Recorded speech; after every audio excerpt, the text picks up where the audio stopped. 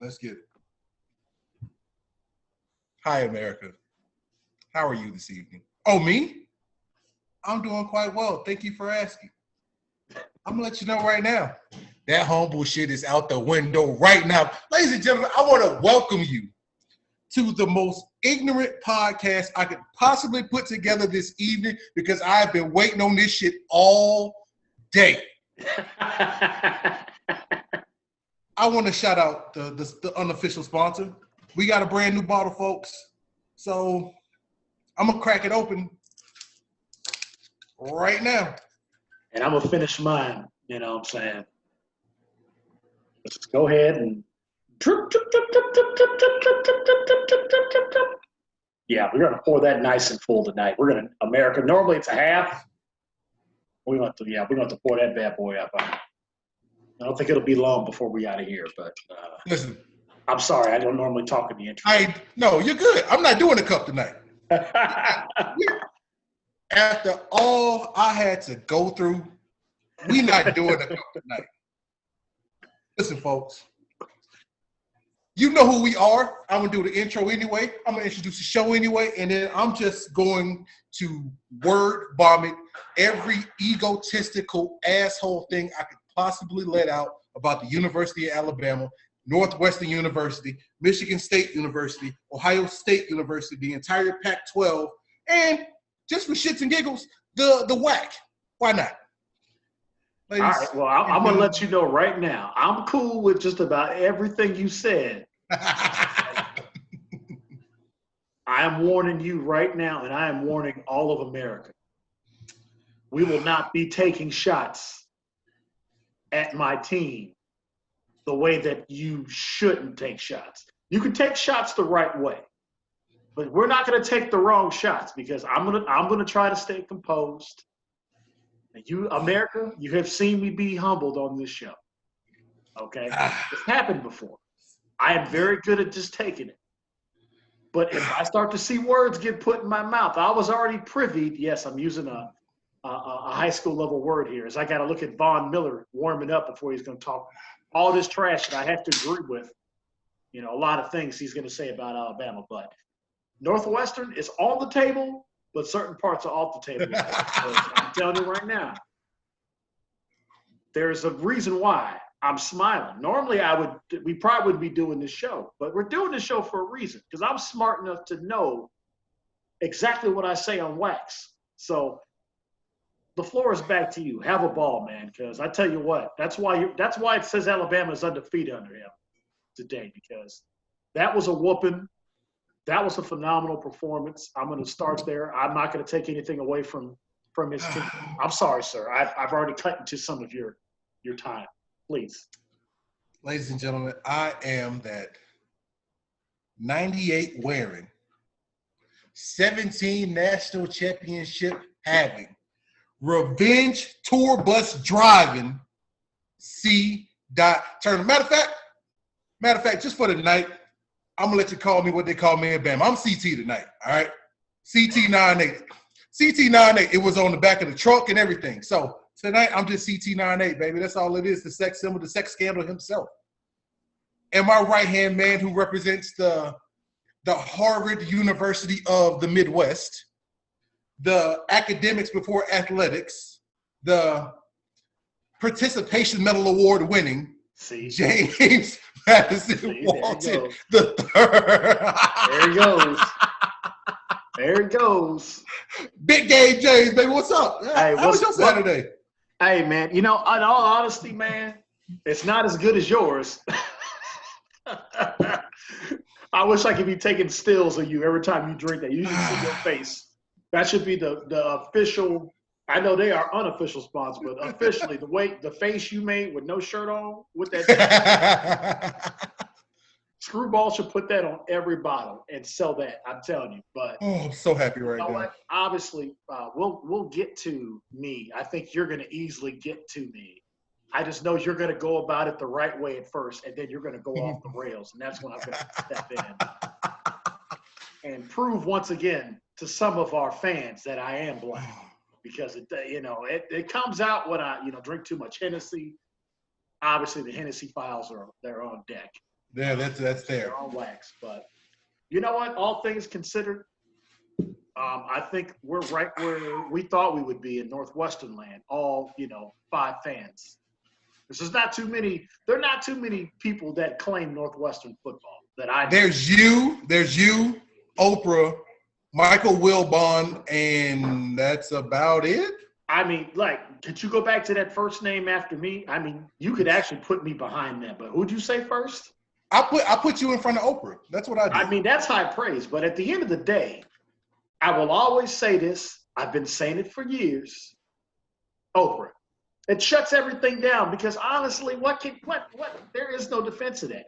I'll tell you right now, them 17 titles are dope. Like, I'm not gonna sit here in front. Those are Boston Celtics, Los Angeles Lakers, New York Yankees, it's them type of numbers, you know what I'm saying? Like, let's call spade a spade. That's like the Edmonton Oilers when they had Wayne Gretzky in the 80s, like them type of numbers. But, I'm going to preference everything. Every attack that comes to Northwestern is going to come back to this, Oprah. But, I mean, I think you're having too much fun because I think I know what you want. Listen, I was able to really kind of watch the Alabama game through highlights. I was at work for the most, watched pretty much when the score was 17-13 in Northwestern's when I got locked into some college football. But I'm going to give Chris Turner his roses right now immediately. He was the one that said episodes back, I'm not worried about our team with Jalen Waddle. I still am because that's just me. But I want to give credit to, I think, was it Michi? Michi the third, baby. Yeah. Michi, like that little slot guy, he's making Chris Turner look really good right now. So definitely a shout out to him. Devontae Smith's been on a tear. He's basically played himself into the top 12 draft pick conversation now. So good for him and being able to still do what he's doing, even though he's getting the majority of coverage. Mac Jones look, somebody posted Chris, and I'm going to be honest with you. I liked him last year. It's just easy to bash on you because of everything that was happening in the SEC. I can get behind this kid because I've already saw, should we just tank in Chicago and just get Mac Jones? And I'm like, it might be the best quarterback prospect we've ever drafted. Since Cade McNown.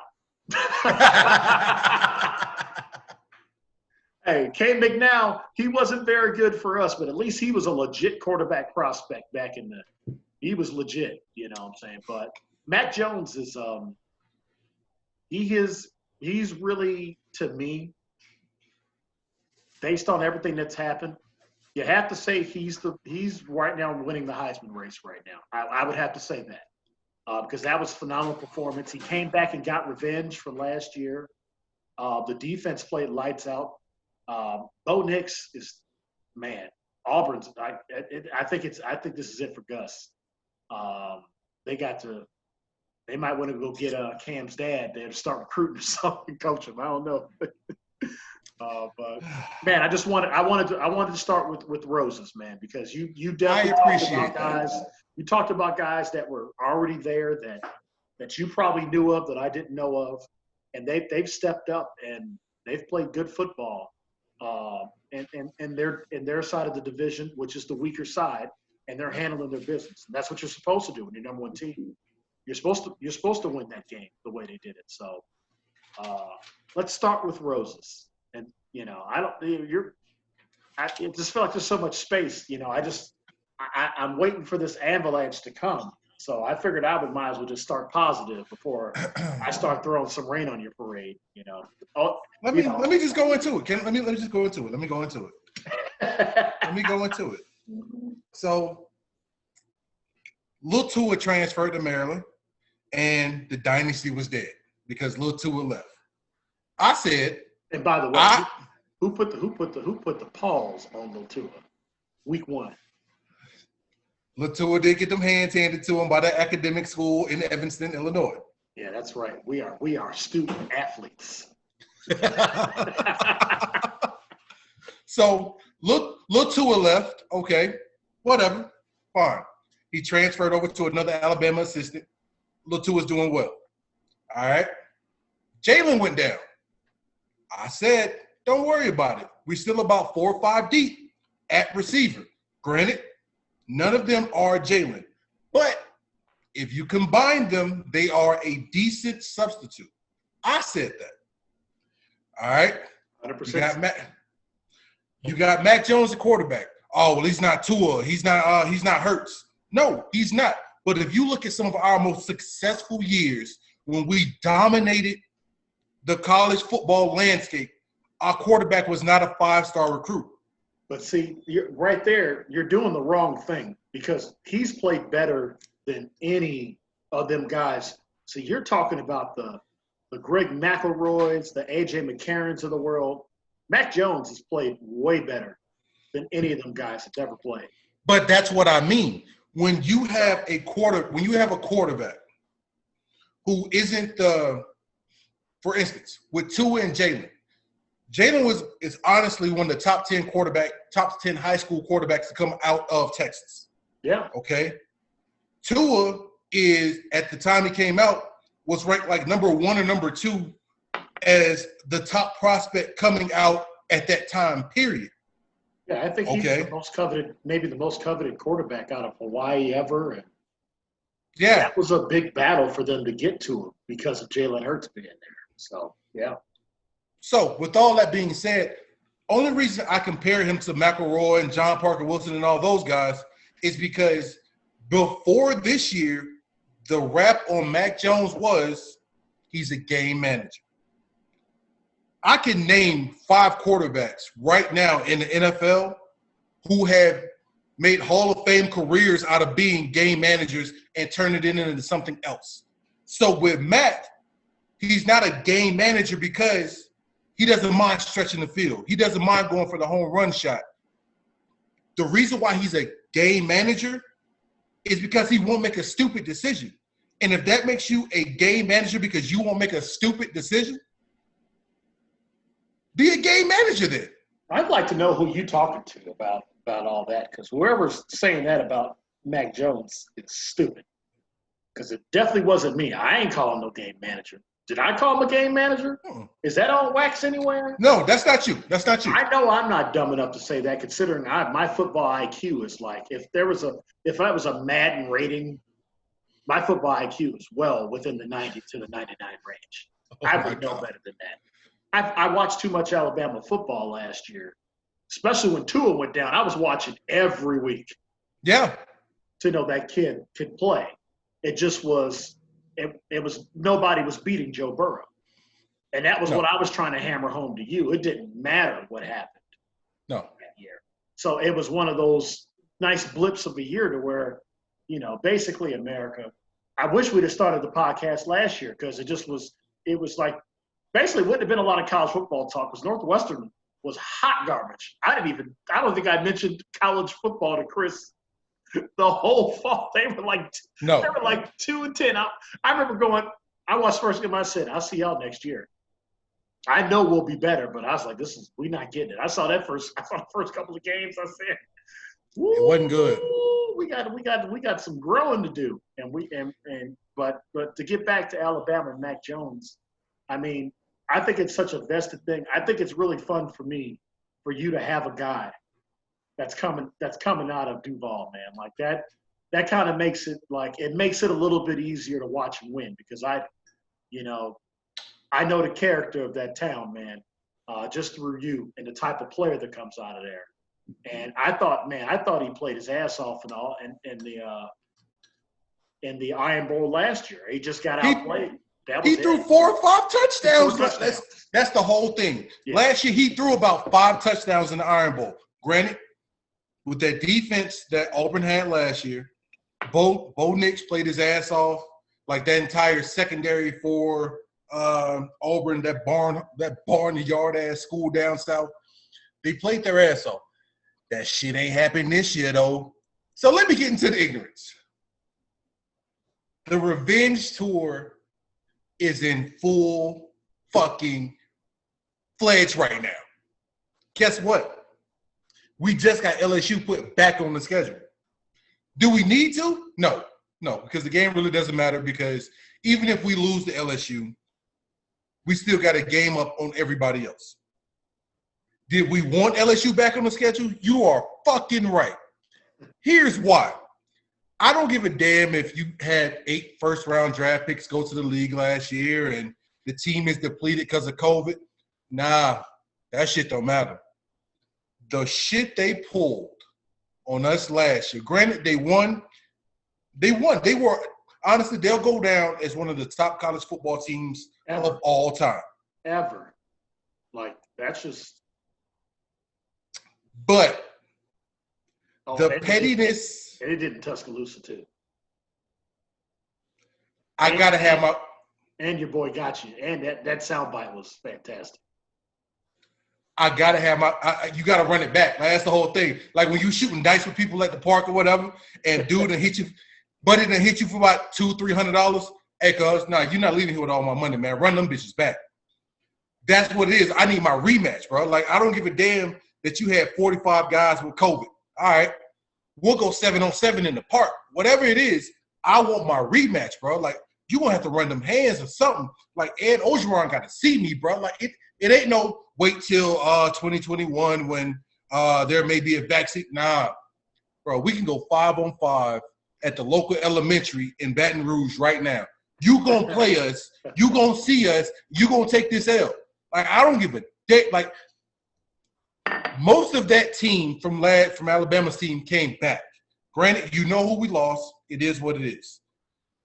The core guys came back, and they remember all that shit you were talking when you guys are riding the bus around the entire stadium talking shit, talking to the recruits, talking about coming to LSU, the Alabama dynasty's dead. Nah, you won't have to see me for that. I don't give a damn. You could, all that. Nah, that shit's cute. Nah, but you got to fight me, bro. Period. I'm over that. Nah, I don't give a damn about COVID, bro. I get it. I know how serious it is. I know it is a pandemic, and it is costing people their lives. But fuck all that. You got to see me in Baton Rouge, 8 o'clock Eastern time, in your stadium, and you're going to take this ass with me. And we're going to run the score up. I don't give a damn how many guys I don't give a damn if you only got 7 guys eligible to play. All 7 of them going to take this ass with me. Well, I turned it off. You know what I'm going to do, Chris, just so I keep my eye on it while we're talking? It was on my TV in the background, but I might as well just put on the Zoom in the background and just see what's going on with that LSU A&M game. A&M game, because it was 10-0 when you and I got on the mic. So, which brings me to this. I'm gonna ask this question. Mm-hmm. Ohio State had to forfeit. Well, not forfeit, but they had a COVID game today, so they had to not play that one. What happens now if A&M wins out? Because they're 5. And technically, I don't think by the rules that the Big Ten set, technically Ohio State doesn't have enough games. They have to play the next 2 weeks in order to be eligible. That's okay. That's why today, that's why I'm a little bit crestfallen. Like, I'm a little sad because it was like, you get through this game, to see, that's the point, Chris, and that's why I'm trying to stop you from trying to go into Northwestern.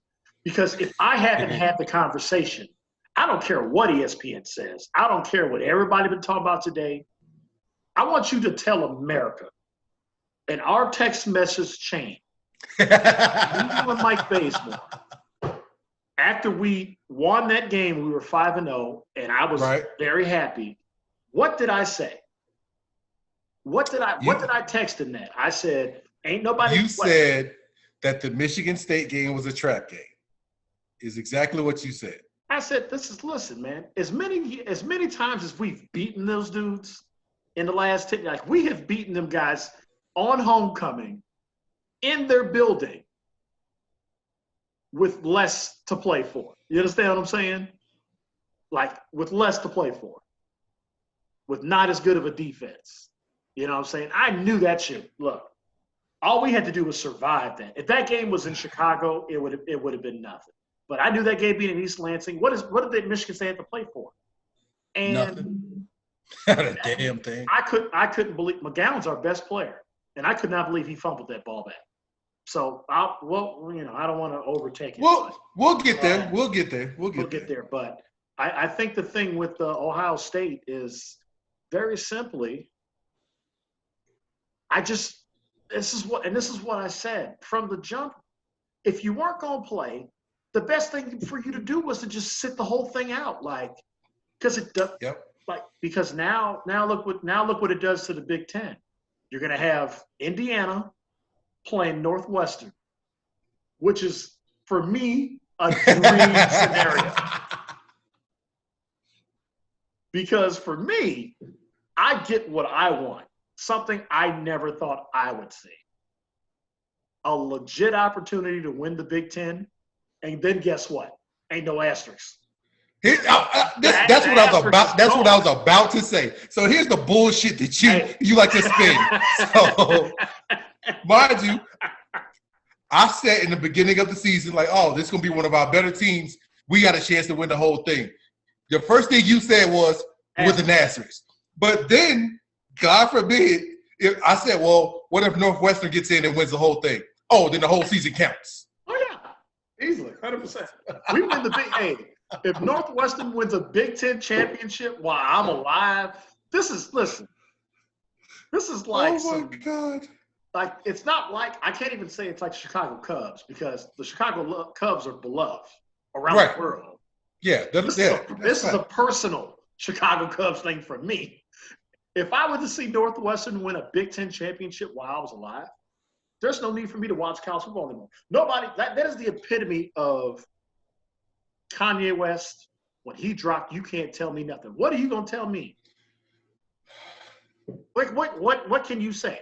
What can you say? There's nothing. Like, anything you say, I'm gonna go, doesn't matter. Like, here's my thing. Let me ask you this. Let me ask you this. Can I talk shit to you if Alabama runs the table, beats the shit out of Clemson, and then beats Notre Dame in the national championship, but you win the Big Ten? Can I still talk shit to you? You can say whatever you want about any of that stuff, but is it going to faze me about Northwestern? We won the Big Ten. You don't think I'm going to the Rose Bowl? Oh my God! Oh shit! You don't think that's I'm going right? To the Rose Bowl? That's right. Listen, all them times I had to watch Bays go to the Rose Bowl and take. You think I'm not fucking going to the Rose Bowl? Look at that. Look at it. There's my first F-bomb. Sorry, Mom. So I'm just letting you know. But this is like, see, this is the thing you've done, and this is why I'm actually proud of you in this segment, because you said what you had to say. Because the bottom line is, yes, there's a certain path they're going to have to go. As of right now, the way that they're playing, offensively and defensively, versus, let's call it what it is, it's the worst the SEC West has ever been. Yeah. Oh, yeah. Yeah. So the fact they're beating up on everybody, I thought Auburn was going to give them a game. I didn't think they were going to win. I like messing with you, but I was like, nah. Listen, I've told you what time it's going to be. There's only one team that can run with these guys and give them a game. Yeah. And I said it months ago, and I'm going to end up being right. You know who it is. Dan Mullen is the only guy that's got a team that has the athletes on one side of the ball where they might be able to score with you guys. I agree 1,000% with you. That's when we're going to have the conversation about how good this Alabama team is, because they haven't played anybody. Wait, did they play Texas A&M and I missed that? Because I didn't start watching. I only watched Northwestern. We gave A&M their one loss, and we beat them by 28. Okay, so you have played one good team. So right. No. A&M's a good team. But we beat Georgia by 28 too. I told you how I feel about Georgia. Like, you guys like to call people to Georgia. Ain't nobody been worried about Georgia this year. Nobody. This is not. You think a team like Georgia can compete in COVID times? with the way they are, they need every practice known to man. But Georgia at the same time is still a top 5 defense. And that was at the time, statistically, who did I they say were at the time? Who did I say at the time? Who did I tell you was going to win that side of the conference? What did I tell you? You said Florida. And Florida is still what? They're one game ahead on the East. They are undefeated, is my point. I told you what time it is. Since you guys don't play each other this year, no, that's where it's going to be decided. Now we were supposed to. This was our Florida spin this year. Now I will say this: Florida is a very scary team, but they don't scare me as much as LSU did last year, and they don't. Correct. And I know that. Listen, I know that you gotta let go of LSU last year. I can't. I understand that. Nobody's going to be scared of anybody like they were scared of LSU last year because you had no chance. You had no chance. Tua played nearly perfect, and you guys still lost. Yeah. In your building. Yeah. Let it go. And you guys actually only lost by like 1 score. It was a good football game. Tua played out. I think it was the best college football game he ever played. Yeah. Was that game. And you still lost. That's how good Joe Burrow. Like, let it go. I can't. Let that go. You're gonna get to go down to Baton Rouge. You're gonna get the opportunity to do that. We'll have a ball after that. You know what I'm saying? Damn right. Let you get in it. You know what I mean? Because for me, it's not a matter of if they win. It's a matter of what's the spread and if they're going to cover it. You know what I mean? So let me say this. I'll say this. But and I'm going to cut you off. Go ahead. I just want to finish the point. Yeah, go ahead. And this is the point I've been making with you about this team that you feel like is going to just run roughshod. They don't start playing good football teams until the SEC championship, which will be Florida. Florida's not going to cough this up. It's not going to happen. Georgia's not good enough. Kyle Trask is solid enough to get it done. Because you know what? Hey, Chris, it's literally, you've seen this. It was like when Tua walked into that game, every Alabama fan in the world. I love how I just be doing like Star Trek and shit. Star Trek. I'm over here starting to do Pharrell and Chad when I'm talking to you now. But it was just like when Tua walked in that game versus Georgia those few years back. And y'all were like, well, we ain't got nothing to lose. I mean, he can't do any worse than this. I mean, he's a freshman. So exactly. That's what I think Florida presents to you. And you should be slightly worried. I need you to be overconfident because it makes for great television for me. But as a football player, you should know better. That type of quarterback with that type of coach who has had a number 1 ranking before. Don't forget, America, and I'm going to help you guys. Dan Mullen at one point was coaching a number 1 ranked team in the SEC West. Mississippi State. He's the reason Dak Prescott is made the $31 million and got there. That's all Dan Mullen. Because out of Mississippi State, word? That's not an SEC school that has a history of a lot of players that we know of in our folklore of being great players. Like, they don't have that type of history. Like, they're in the SEC. They play good football. You know, they usually come out of Ole Miss. You know what I'm saying? So that's a team you need to be worried about, man. Like, you know, I don't know their schedule. I almost need to start paying attention to them now because now I'm starting to put all this weight on them. Like, I need you to just compete. I don't need them to win because I'm going to tell you right now. Let me tell you my level of concern. We need Alabama Clemson in the playoff. Like, we just need that to happen. Yeah. We need it. I think just for the emphasis of we need to see the shoe on the other foot because I've seen 1-loss Alabama teams come back in. And I think for it to prove to you what I told you before this show, I mean, the show was in our mind concept, since 2010. Yeah. But I told you this when Deshaun Watson lost him the first. I said, "Oh, you got problems." I agree. You did say that. I told you that. I will give you all your credit on that because you even said you were very specific about it. You even said if y'all see them again, this dude is going to try to avenge like a death, pretty much, which he did. It was the exact same game, and he had the ball last. Those are two of the best college football games in the last. They were even though that was a fucking pick play and they should have threw a flag on it, but I'm not bitter about it. It's not like I still hold grudges. Yes, that's why we. I do. I'm petty as shit. Fuck Clemson. Come on back. I took a lot of floor from you. Come on back. This is your. You're good. So here's my level of concern about the University of Florida. First and foremost, I just want to send a special shout out to my brother and say, fuck you. First of all, love you to death, Eric Turner II. I love you to death. What's up, Big E? What's up, this part of the show you're not going to like. Honestly, you may not like any part of the show because all I do is talk about Alabama. Anyway, he's still mad that I didn't go to the University of Florida out of high school. He's still a little bitter about that shit. Anyway. Well, there was no Spurrier. I wouldn't have went either. They had Ron Zook, dude. No. Anyway. I wouldn't have went either. So here's my level of concern. All the thing I have to go by is what I see, and I have to go by common opponents, okay? They played Texas A&M, and they lost. And they had all of their guys at that time. We played A&M at A&M and beat them by 28. Okay?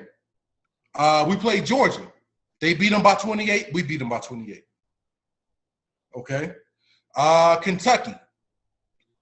I think they beat them by, I want to say about 30. I think you might be looking it up. But we beat them bad. They beat them bad.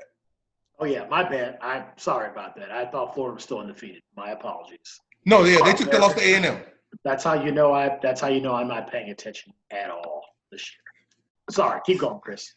So the common opponents we have are A&M, who they lost to. We beat them by 28. Kentucky, we beat them bad. They beat them bad. Georgia, we beat them by 28. They beat them by 28. The Tennessee game, we beat them bad, but Florida has not played Tennessee yet. And that's the common opponents we have. Now, we were both supposed to play LSU, but because they're on the west side, we'll get a chance to play them, and they won't get that second chance to play them. So only thing I have to go by is what we have in common, and it's the A&M game. Now, they didn't match up well against A&M. I don't know how, but they didn't. And to go by the eye test, their tight end is a problem. And we talked about trash on the show a couple times. Yeah. You know what? And that says something because when Chris brings up an offensive player, that's saying something. And here's the thing: their tight end is a problem. Honestly, he's more of a problem than any of their receivers. Like, this kid is a problem because he's not a good matchup for anything on the field. We have one guy, maybe two, that could possibly cover him, but if we put the one guy on him, then that's our best pass rusher. If we put the other guy on him, Patrick Surtain on him, then that's our best cover corner. So are you going to put your best cover corner on a tight end? He's gonna make a lot of money. He's going to a really good team that just happens to need a tight end number one. I can do a little bit of this. He's going to put on 15 pounds in the offseason. Yep. This kid's got a chance. Like, he's receiving because his receiving skills ridiculous. His route running is just there. So, and what's scary about the kid is the fact that he's going to go in the late first round. Now, if you know anything about football in the draft, if you go in the late first round, that means you go to a team that they need you, but if they don't have you, they're still good. All you're doing is your sprinkles on top of the ice cream. So God forbid he goes to a Pittsburgh Steelers, because that'll be around the time they can draft. It'll be at this rate, yeah. Honestly, That's a phenomenal place. That's Chris. You're already thinking that's genius. It is. Get him in there with Claypool and Juju. They're young. Get them a running back to go with. I mean, I think they really like Benny Snell. I think Benny Snell's got a chance. Oh, Benny Snell's a great damn running back. I think Benny's got a chance to really take that job because James is just hurt too much. I think they're gonna lean on Benny probably next year. So he can end up in Seattle, which is scary all by itself. The kid could end up in St. Louis. I'm not St. Louis, but in LA. Like all these teams, like there's the Tennessee Titans that could use him. The Colts could use him. Like he's going to end up somewhere with the Colts are good, but no, I like your thought process. I mean, give McVay another weapon. Exactly. Give him 3 tight ends that can catch and see the sets he puts on when he's got 3 tight ends and 2 wide receivers on the field at all times. Jesus Christ. And running no wide, handing the ball to Trask or some shit like that on end arounds. Like the kid can turn into a legit H-back and like it'll get real scary real quick. Yeah. But to bring it back to college football, and I'll fully wrap this thing up because I know I've been talking for a minute. The Pac-12, I hope honestly, for the sake of the show, I hope that the Big Ten sends you guys to the championship, you win it, and then you end up in the Rose Bowl so you can go watch Northwestern beat the shit out of UCLA or USC or whoever. I hope for you, I hope that happens. Can we stop the show?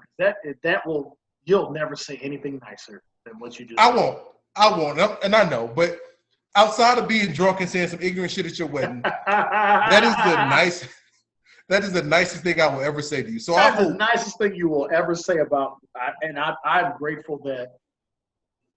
I want to thank Screwball. Screwball, only you could get that type of confidence. I mean, that was incredible. I mean, that was heartfelt. That was sincere. Like, this guy is riding a high. Like, he knows all we have to do is get through the SEC championship, and it's us and Clemson. Because it's going to be – because Clemson will be – actually, you know what? Let's pivot to that. Let's pivot to that. Go ahead. Okay. Now, I'm gonna pivot it to you. Alabama wins out. Okay. Like you're expecting. I believe that's probably going to happen. I would personally put all my money on Florida to cover the spread. Sorry, I know I'm not supposed to be talking about gambling stuff, but nonetheless. So Alabama, we're going to play this as Alabama wins out, which would mean obviously they're going to be the clear-cut number 1. Right. Now, the way you said it is, when we talked about them earlier, like you saw the path as we're going to play Clemson first. You believe Clemson would be the 4 seed. Yeah. If Clemson beats Notre Dame, like we all know it's going to happen. Like let's stop. Yeah. Okay. Like and I want to do this honestly because I'm a nice guy. First of all, my brother-in-law is a huge Irish fan. I don't even think he listens to the show. It's episode 1. I think he heard Chris go in. He was like, "Walt, I love that you do what you do, but that other guy, the way that guy talked about Notre Dame, I just don't know, man. I don't know about him. You guys are going to get to meet each other. It'll be hilarious. No, he's and that's my brother-in-law, Chris Cassidy, who lives in the suburbs of Jacksonville now. So he lives in Duval County. So, but the way I see it, and correct me if I'm wrong, but don't you think that the committee will see and obviously go, well, it was a different game when Trevor Lawrence played, and all they have to do is win by. It's not like they have to blow him out. No, they don't. That game went into overtime with that kid, and I think that kid's going to be nice. Yeah, I agree. We're going to see how good Dabo is, in the next year or two with his recruiting. We're going to see how good it really is when they retool and they lose some guys. But if they beat Notre Dame, I think you're right. I think the way that you're already saying Notre Dame gets in, I honestly think you're 100% right. Based on the fact that if the Big Ten ends up being Northwestern versus Indiana. Notre Dame just wrote their ticket in. Yep. So to me, like we almost got to play like what ifs here. Yeah, I'm with it. I'm with it. Let's do it. So you think that out of all of that, Clemson? Why would Clemson? I don't see Clemson being 4.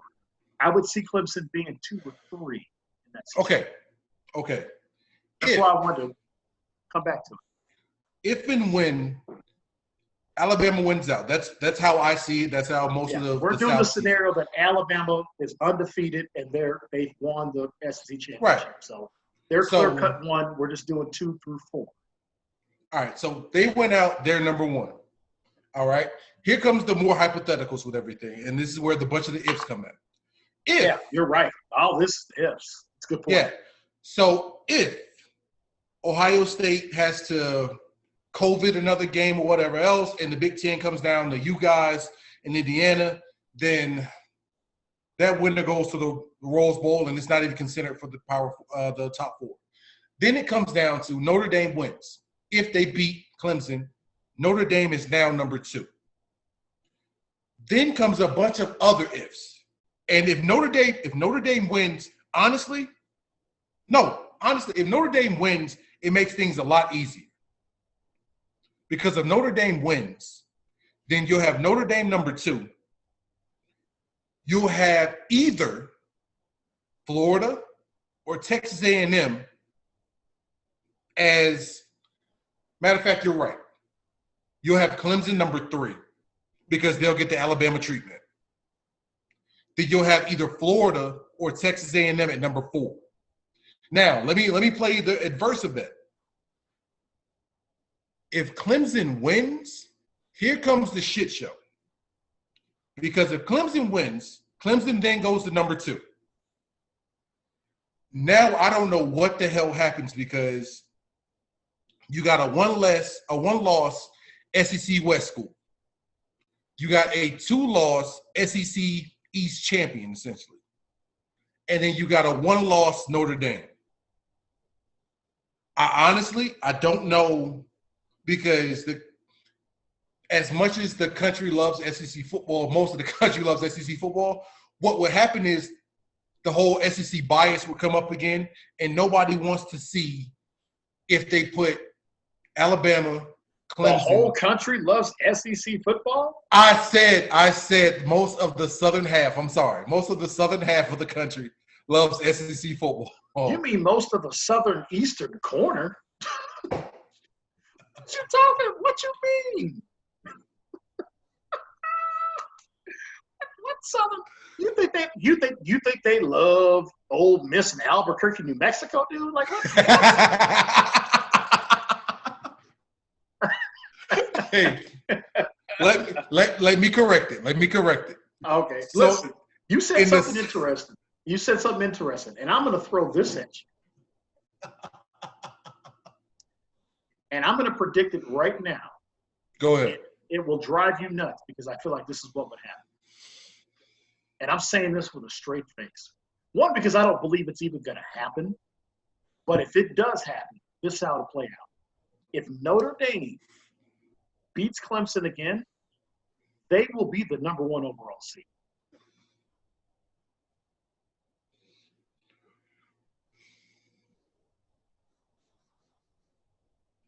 You need to really, really understand that.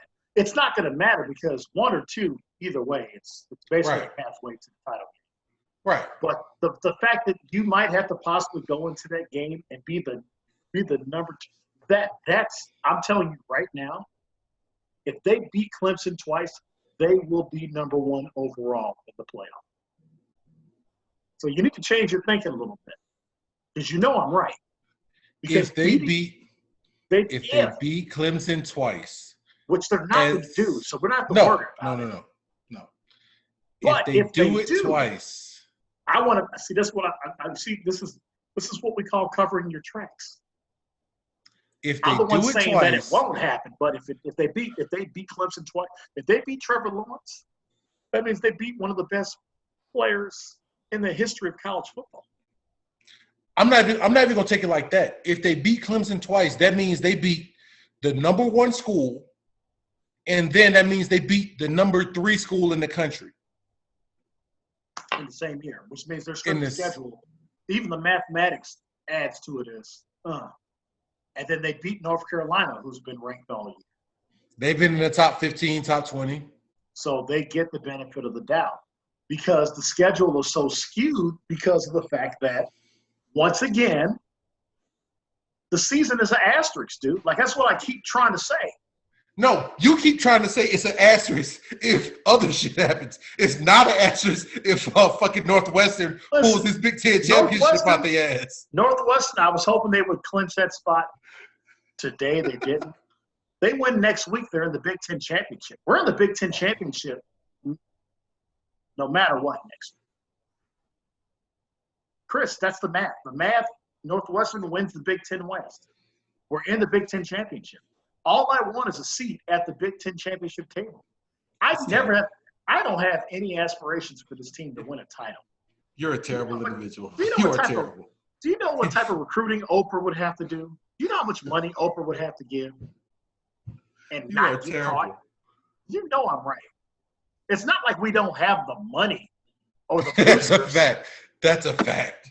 I mean, we've got boosters. Okay, like that is not the issue with Northwestern. You know, we talk about boosters and all that.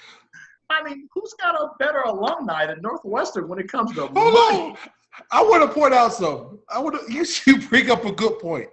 Now, for those of you who didn't play college football or college sports in general, there's a lot of money that changes hands legally and illegally in college football, especially in college sports. Now, I'm not going to – all this is allegedly, okay? I may have gotten a couple handshakes and envelopes and duffel bags and all that stuff in my day, allegedly. I'm glad Basie come on this show.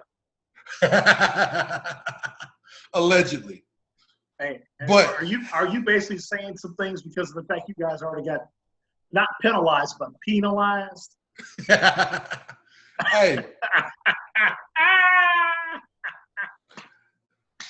I'm sorry. I'm but not- keep going. I'm not going to say the kid's whole name, but Albert, you a whole snitch, and I don't appreciate you because you're the reason why we got put on probation. So I'm not going to say your whole name because you transferred to University of Memphis. Look up the story. He got the money, and then he transferred. So whatever. Anyway. So the money that's at the University of Alabama is farm money. It's oil money. It's tire money. NFL money. NFL money. And mind you, the NFL money is like last on the list. That's It's how the bad last it is. Totem Bowl, yeah. Because if you drive a Ford right now, a Ford or a Dodge, then your car is on Dunlap tires. Mike Dunlap, the CFO of Dunlap Tires, graduated from the University of Alabama.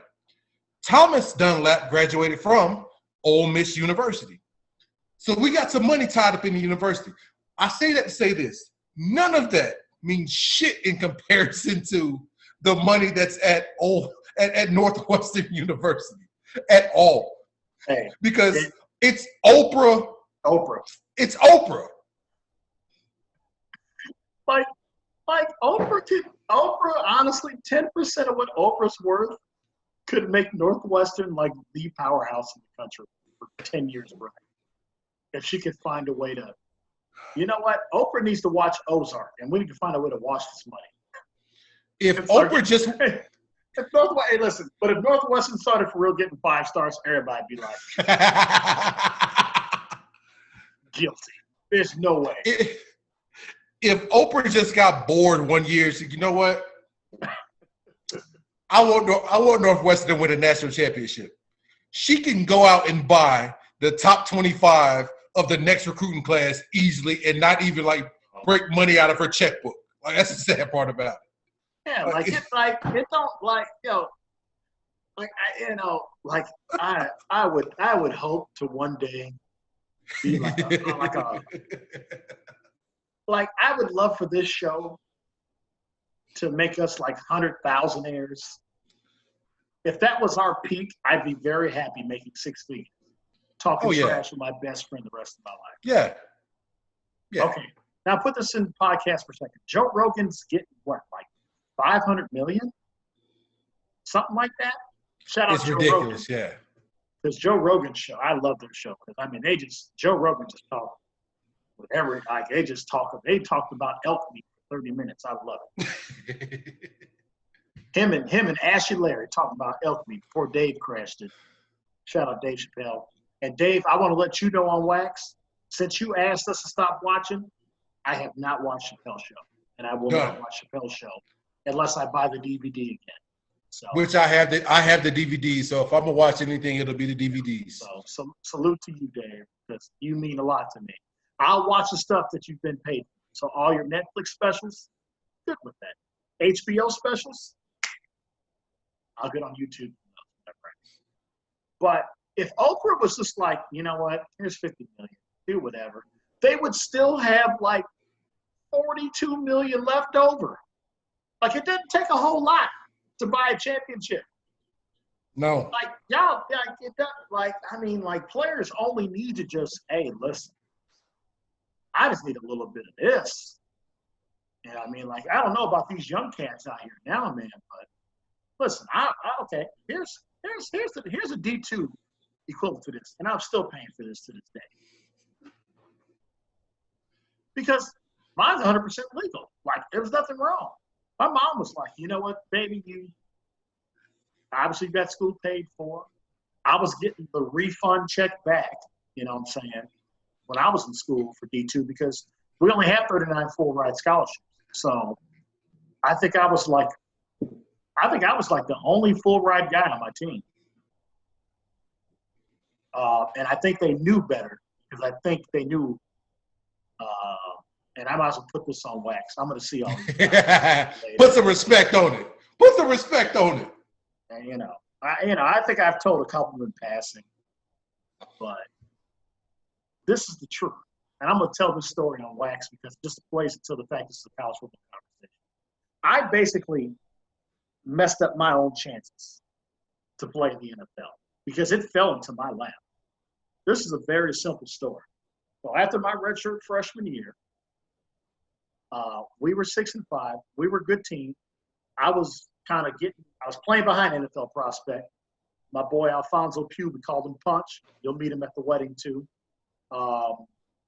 And Punch was legit. Dusty Burke, my quarterback that I played with in Bloomington, all region player, because Division II, Chris, we have all conference, we have like all district or like all region at Division II. I don't know if you knew that, but you can be all region, yeah. then it goes to All American. That's how they do in D2. They be trying to make you feel real good with all sorts of awards. You made the all-state team in college. Hey, you know what? You know what's crazy? I talk all this trash. Do you ever hear me talk about Truman State like football? No. Chris, I was never even all conference on my team. Oh my God. Not once. Not even honorable mention. Never made it all conference. Oh God. That's the truth. But check this out though. So after my freshman year, I was playing against I was coming off the bench, and this is like Afro James Day. Like I had like the Afro flowing that day. I had to get my braids done. So it was Afro, and I was 19. I think I had a Nike earring in one ear. I had like wow. Like it was that era. Like it was like I'm excited for you to meet some of my college teammates so they can just talk trash about me. So you could be like, what dumb shit was he doing? But I could still see that he was doing when I got to him. You had a Nike earring? Oh, yeah, I had Nike earrings. Get the fuck out of here. Yeah, I had Nike earrings, man. Lost them, but I had them. Dude, man, like, I get it, man.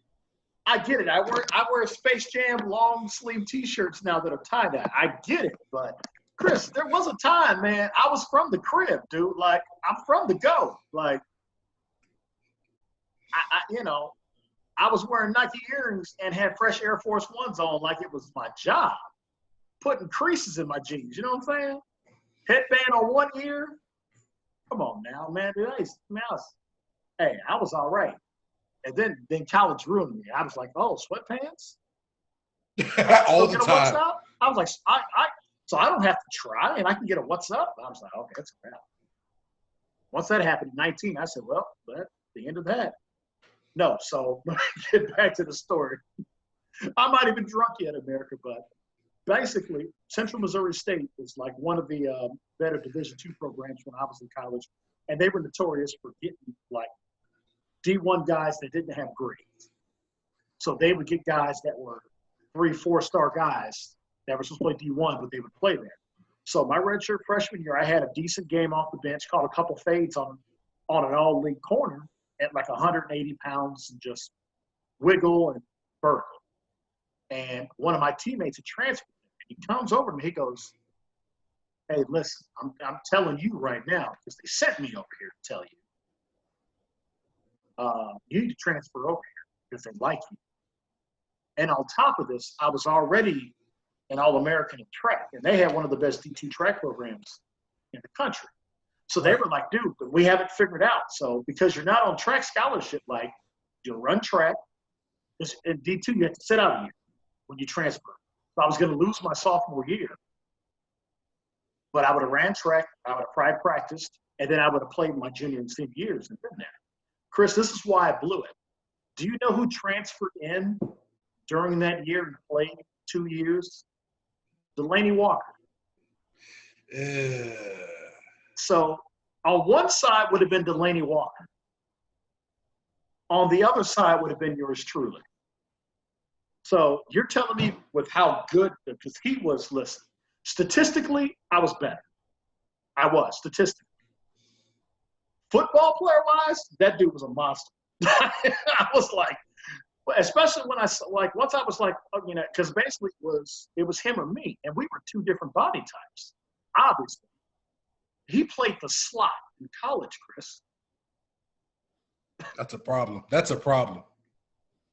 He played the slot, and this dude was in a three-point stance his first year in San Francisco, where I was like, oh, yeah, he's a way better football player. What three-point stance you going to get me in at 6'3"? I barely looked 210 back then. You know how much fried chicken I was eating to get to 215?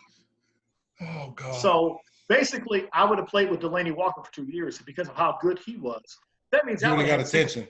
I would have had single coverage for 2 years, which means I caught 84 balls in my junior and senior year. I probably would have caught 160. Probably would have had about 2,500 yards. Had like 11, 12 touchdowns. I probably would have had 25. Because you couldn't guard me man-to-man by the time I figured out my body. You know, and I figured out how to actually get some strength to go with the 4-4. Because I was 4-4 then. I was 4-3 with youth, but I was 4-4 in college. 4-4-1 all day.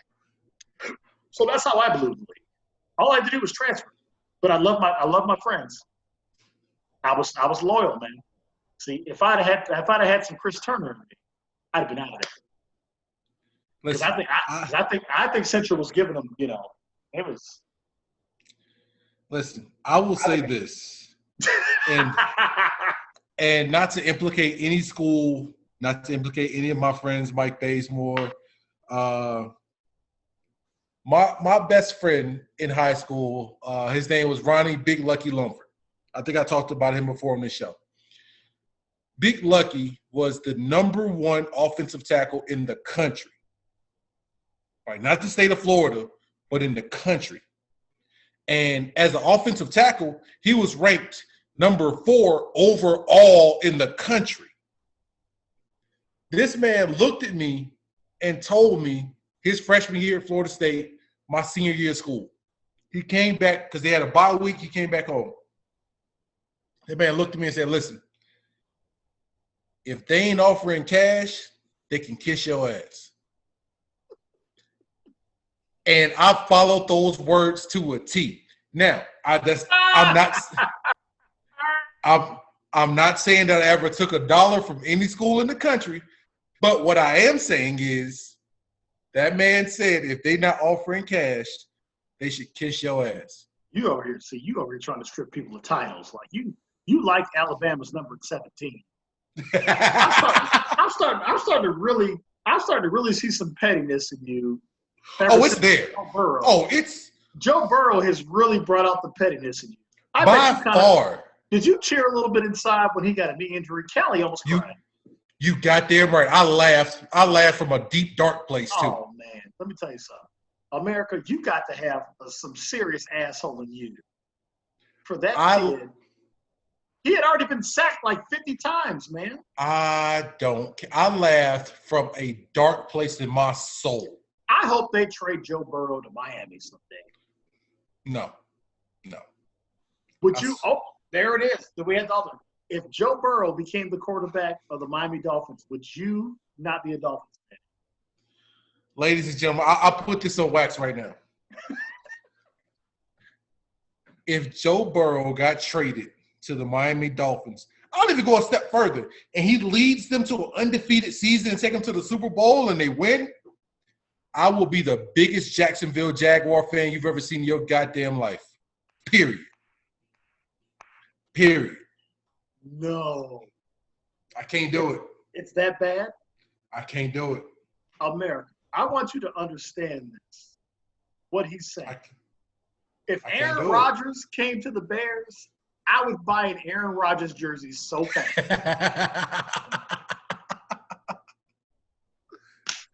Yo, I can't do it.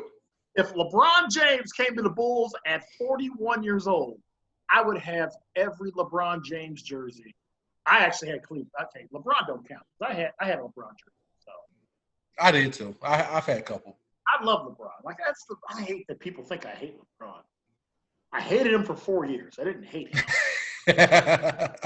hated that damn jersey. And listen, that meant hating Dwayne too. Like, do you know how hard it is to hate somebody that's from your city? Who's as lovable as Dwayne Wade is? That's the sad part about it. Yeah, it's D Wade. Like D Wade is Chicago. You know what I mean? It was easy to hate Isaiah. I was a kid. I didn't even know Isaiah was from Chicago until I got older. I said, "Oh, he was doing that to us, and he's from the crib." Old Zeke, baby. But listen, America, let it be known right now, because we're gonna get ready to jump off this, get into some other topics. I don't know, man. Maybe I'll get Chris to put a shirt on. I don't know, man. I had him over here when he had them glasses on. He over there looking like Chico Bean on steroids, boy, with that hat on. Hey, shout out I-85, man. Chico. 85 South, Miller, baby. 85 South. Yeah, 85 South. Chico and Carlos Miller and DC Young Fly, man. Them guys are special, man. Those guys have always been hilarious to me. I love them guys, man. For sure. I mean, Chico probably saw it. He was like, dude, I need to use that, you know what I'm saying? I need to get up with that dude, get on his program, you know what I'm saying?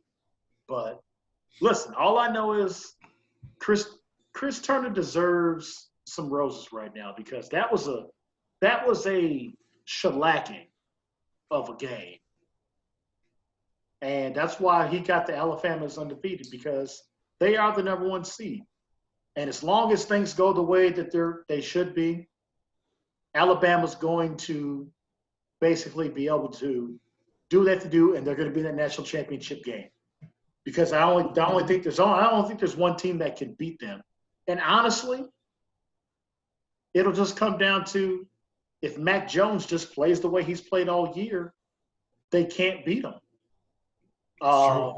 That's the truth, and I hate to do that. It has nothing to do with what happened to my team, but it is, man. Like Mac Jones, it's like we talked about with Patrick Mahomes, and I'm not putting Mac Jones in no. But it's what we talked about with that MVP conversation. It's like everybody keeps wanting to jump needles, but here's the one guy that's shown up every week, and he has put up great numbers every week. Consistently.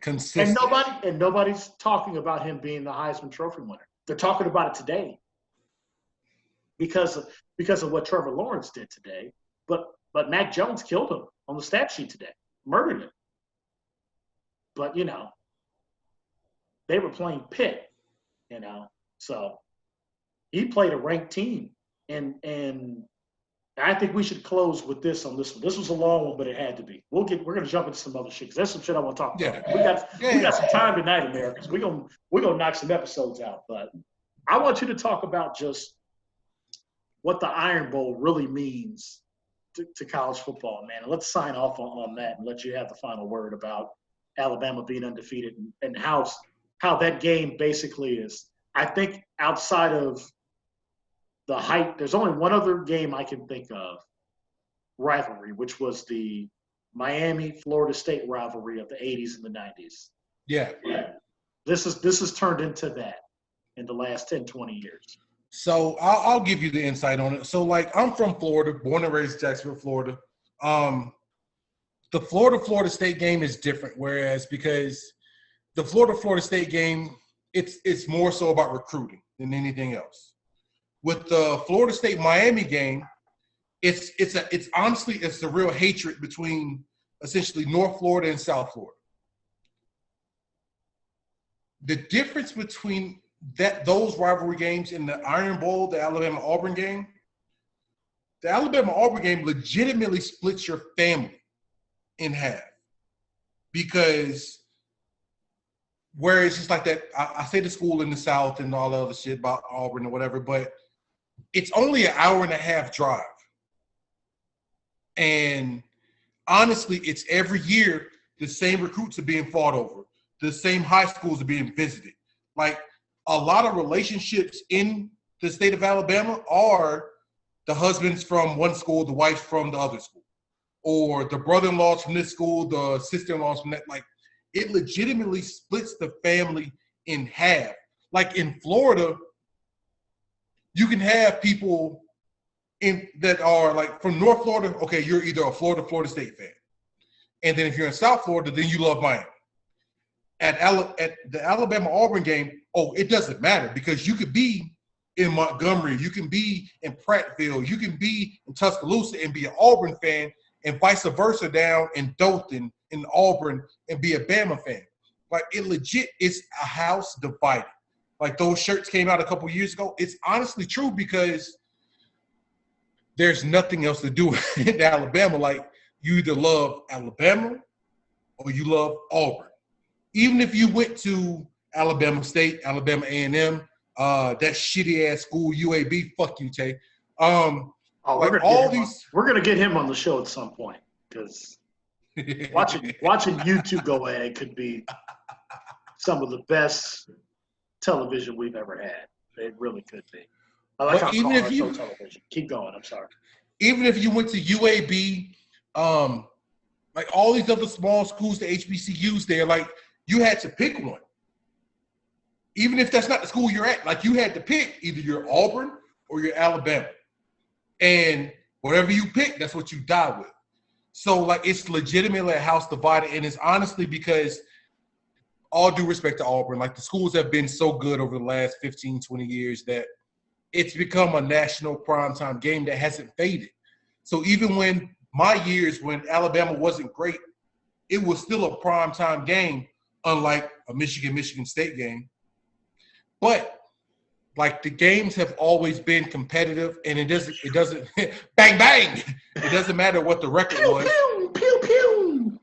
Because it always came down to they had their guys, we had our guys. They had Scam Newton, we got Derrick Henry. Like it's always been something that made the rivalry bigger than what it is. So I will say, with all bias and no bias whatsoever, like it's the best rivalry in football right now.